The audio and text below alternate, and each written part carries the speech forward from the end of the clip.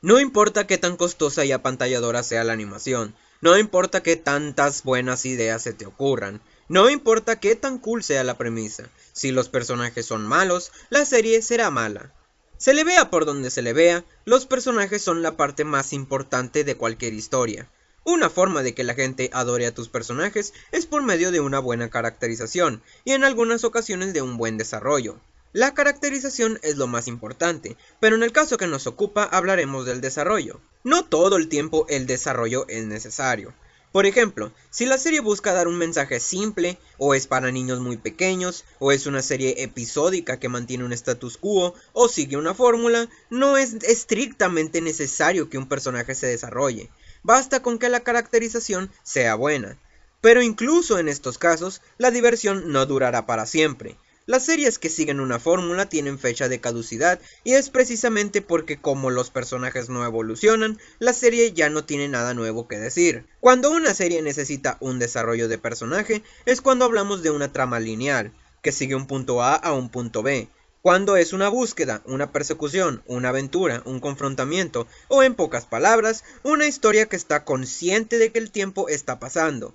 Naturalmente, si el tiempo pasa, los personajes tienen que crecer, y si estos tienen que crecer, estos tienen que cambiar. Ahora que ya sabes cuándo es y no es necesario que un personaje cambie, empecemos definiendo el tipo de desarrollo de personajes que existen. Tipo 1. Profundización de personaje, o semidesarrollo de personaje.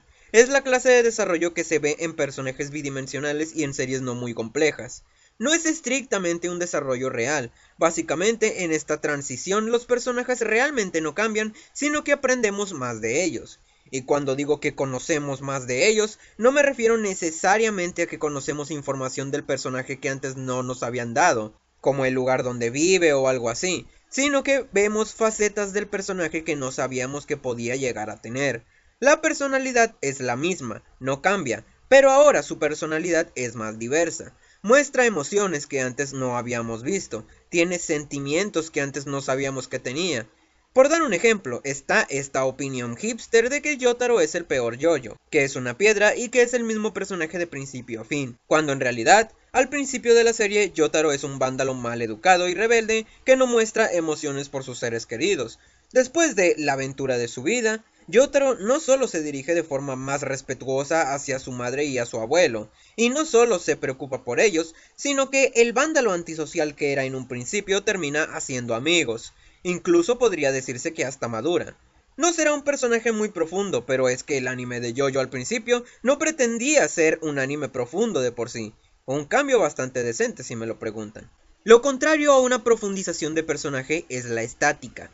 Es cuando un personaje literalmente es el mismo de principio a fin, no aprende nada y no hay absolutamente ninguna diferencia con el personaje del primer episodio con el del último episodio.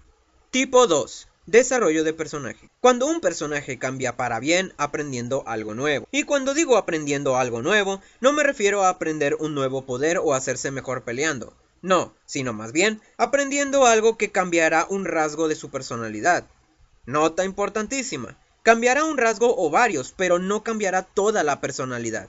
Cuando un personaje se desarrolla es cuando en su aventura vive algo que hace que cambie su perspectiva sobre algo para bien, o madura, o se hace una mejor persona en algún sentido. Se hace más fuerte o más inteligente, etc. Y por supuesto, este cambio tiene que ser totalmente creíble y razonable. No un cambio abrupto que se dio de un momento para otro. Lo contrario a desarrollo de personaje es antidesarrollo de personaje.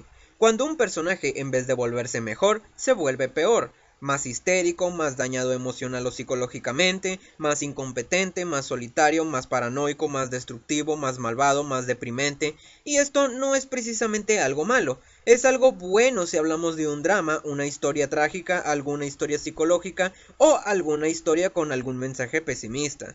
Otra subcategoría sería la regresión de personaje. Es cuando un personaje que se había desarrollado, de buena o mala manera, vuelve a ser como era previamente al desarrollo. Realmente no importa si hablamos de una serie que mantiene un status quo o sigue una fórmula, pero en una historia lineal es bastante chocante. Tipo 3. Reescritura de personaje.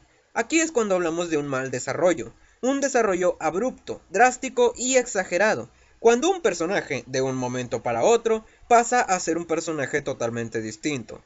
cuando por un evento o por un salto de tiempo el personaje se ha vuelto un polo opuesto a lo que solía ser. Gracias de nuevo a las personas que me han donado en Patreon.